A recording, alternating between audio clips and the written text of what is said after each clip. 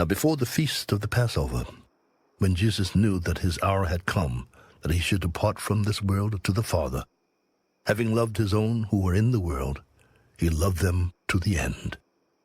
And supper being ended, the devil having already put it into the heart of Judas Iscariot, Simon's son, to betray him, Jesus, knowing that the Father had given all things into his hands, and that he had come from God and was going to God, rose from supper and laid aside his garments, took a towel and girded himself.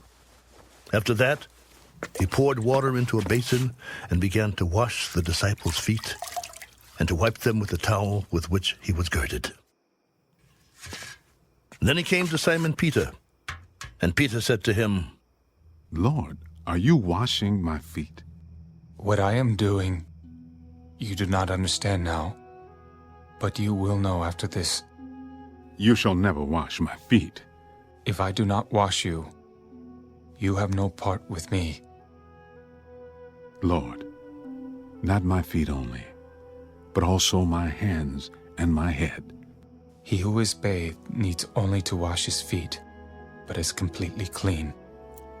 And you are clean, but not all of you. For he knew who would betray him. You are not all clean. So when he had washed their feet, taken his garments and sat down again, he said to them, Do you know what I have done to you?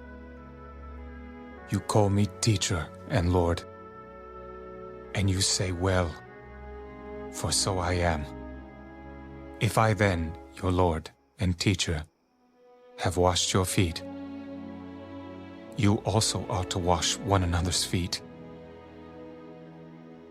For I have given you an example, that you should do as I have done to you. Most assuredly, I say to you, a servant is not greater than his master, nor is he who is sent greater than he who sent him. If you know these things, blessed are you if you do them. I do not speak concerning all of you. I know whom I have chosen. But that the scripture may be fulfilled, he who eats bread with me has lifted up his heel against me. Now I tell you before it comes, that when it does come to pass, you may believe that I am he. Most assuredly I say to you, he who receives whomever I send receives me, and he who receives me receives him who sent me. When Jesus had said these things, he was troubled in spirit and testified, Most assuredly I say to you,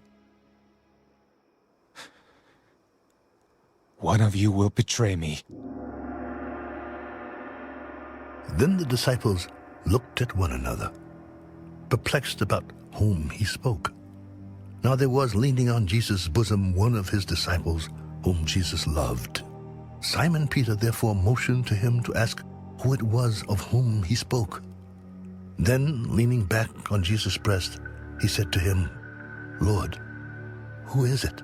It is he to whom I shall give a piece of bread when I have dipped it. And having dipped the bread, he gave it to Judas Iscariot, the son of Simon. Now after the piece of bread, Satan entered him.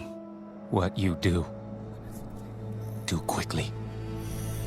But no one at the table knew for what reason he said this to him. For some thought, because Judas had the money box that Jesus had said to him, buy those things we need for the feast, or that he should give something to the poor. Having received the piece of bread, he then went out immediately, and it was night. So when Judas had gone out, Jesus said, Now the Son of Man is glorified, and God is glorified in him. If God is glorified in him, God will also glorify him in himself and glorify him immediately. Little children, I shall be with you a little while longer. You will seek me, and as I said to the Jews, where I am going, you cannot come. So now I say to you, a new commandment I give to you, that you love one another, as I have loved you, that you also love one another. By this, all will know that you are my disciples, if you have love for one another. Simon Peter said to him, Lord, where are you going? Where I am going, you cannot follow me now, but you shall follow me afterward. Lord, why can I not follow you now? I will lay down my life for your sake. Will you lay down your life for my sake? Most assuredly, I say to you, the rooster shall not crow till you have denied me 3 times.